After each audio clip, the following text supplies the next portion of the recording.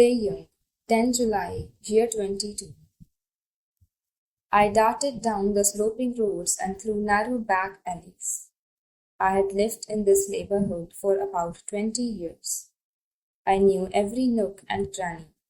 Every corner brought back stories and memories. But this wasn't the time for reminiscing. The police were chasing me. I couldn't afford to get lost in memories. But as I turned one corner after another, as I jumped one fence after another, it felt as if time was winding backwards. I spray painted graffiti at the bus stop for the first time in a long time. I picked up the spray cans again because of one girl. I ran into her while she was trying to steal food from a convenience store a few days ago. She couldn't bring herself to look down at her empty hands. She was obviously scared of her empty hands. I didn't want to admit that I knew exactly how she felt. You have to look squarely into your own empty hands. No one can do it for you. But I couldn't turn my head away from her.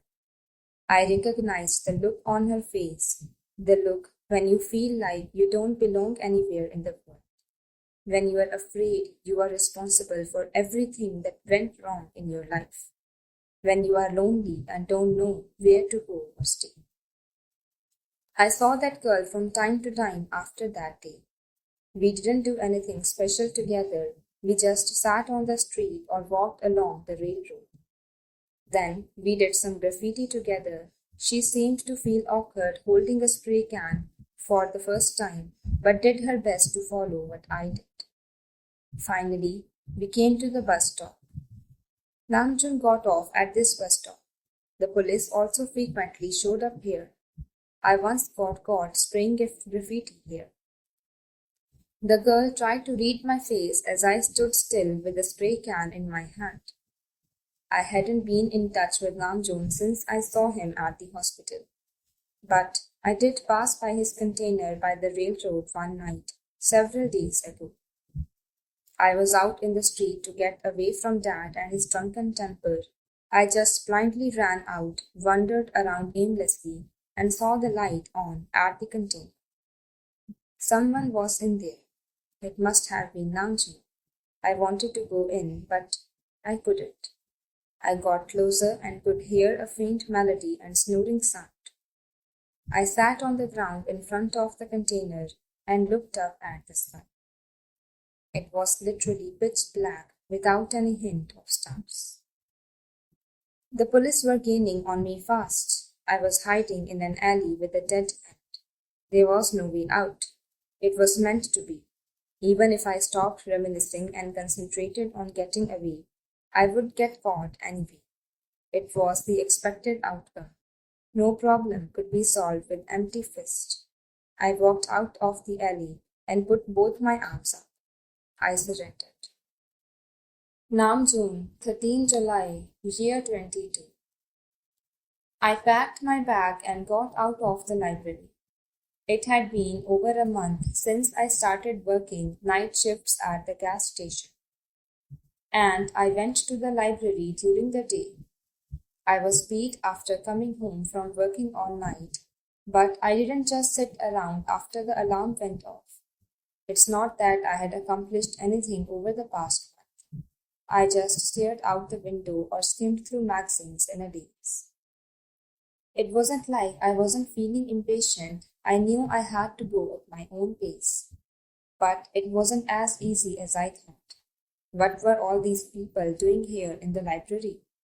Would I be able to catch up with them? But I didn't know where to start or what to hold on to. I leaned my head against the window of the bus, from the library to the gas station, every day. The tediously familiar landscape slid by outside the window. Would I ever be able to escape from this routine? It seemed impossible for me to even wish for a better tomorrow. A woman sitting in the front of the bus came into view. Her shoulders heaved as she was silent. She was the woman who handed out flyers on a pedestrian overpass. I also recognized her from the library. We had studied at the same library and gone home on the same bus for the past month.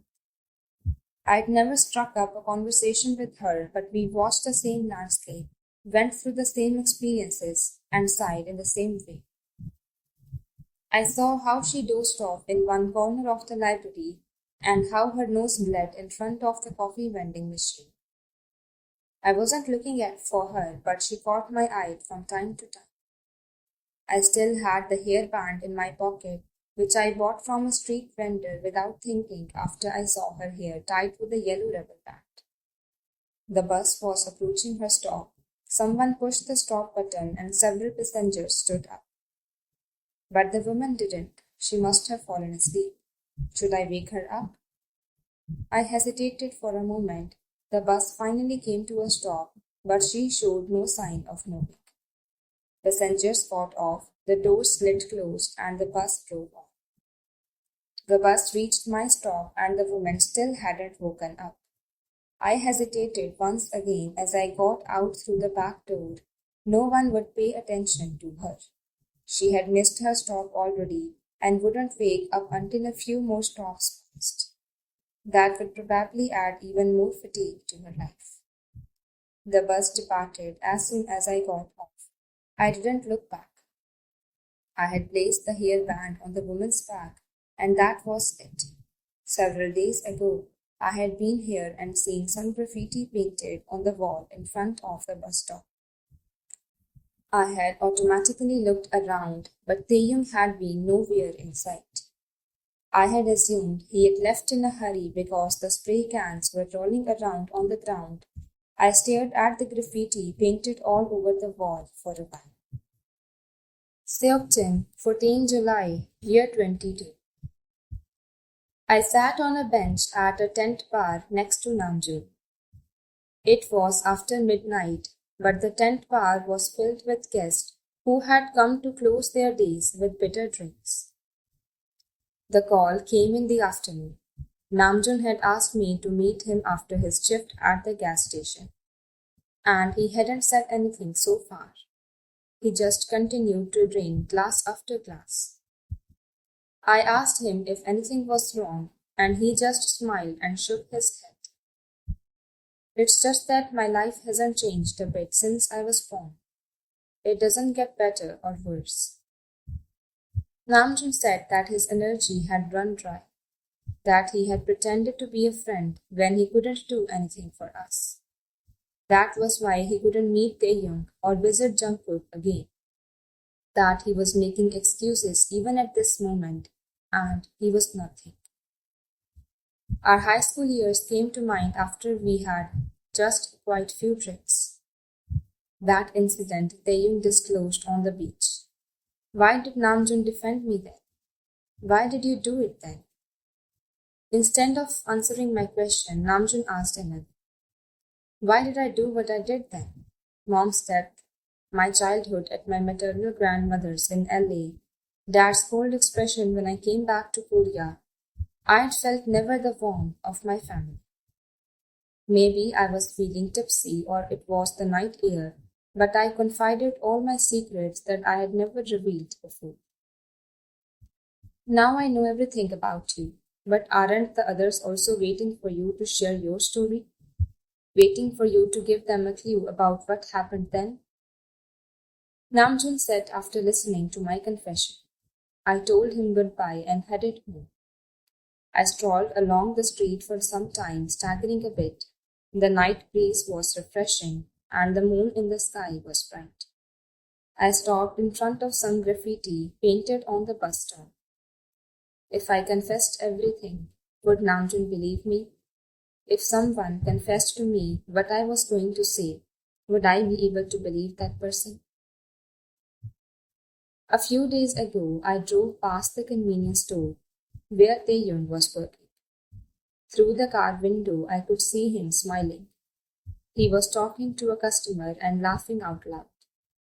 That familiar laughter that made his mouth turn into a square shape. What is there to talk and laugh so loudly about with a customer?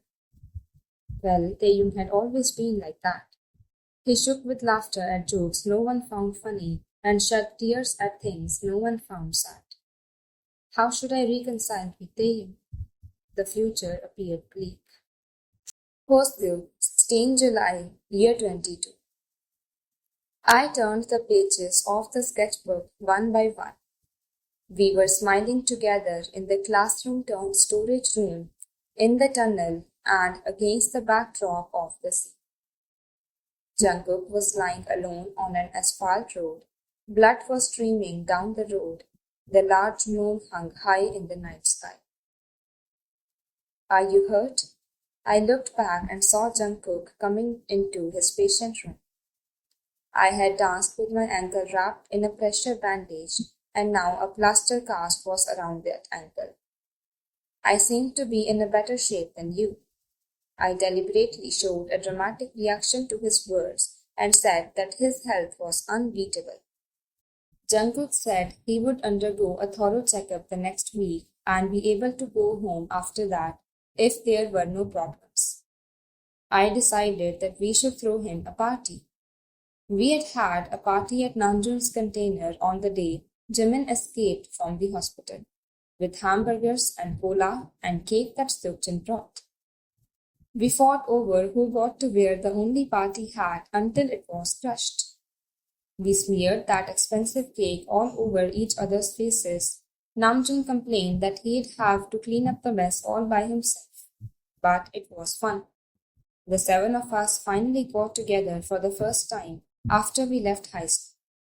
We laughed at every word and every movement. Every minute together was exhilarating and exciting, even though we didn't say or do much. I had wanted to make a day like this, a day we met and laughed together again. Hey, that night, Jungkook started to say as we got off the elevator and headed for the front door of the hospital. His gaze was fixed on something outside. He didn't seem to actually be looking at anything. He was just blinking his eyes as if trying to dig up an old memory. Does Seokjin talk about that night? I mean, has he said that he saw me or... Jungkook stopped talking. Seokjin? Saw you? Where? I asked, but he didn't open his mouth again. You are a good person, right? Jungkook asked me before we parted. Stop talking nonsense. I tapped him on his shoulder playfully and waved goodbye. I quickly bent my steps. Am I a good person? Growing up, I had been told that I was a bright and cheerful kid. I used to be told that I was sensitive and impressionable. Did that mean I was a good person? I had never given it a thought before. I looked back and saw him still standing at the entrance and looking up at the cloudy sky.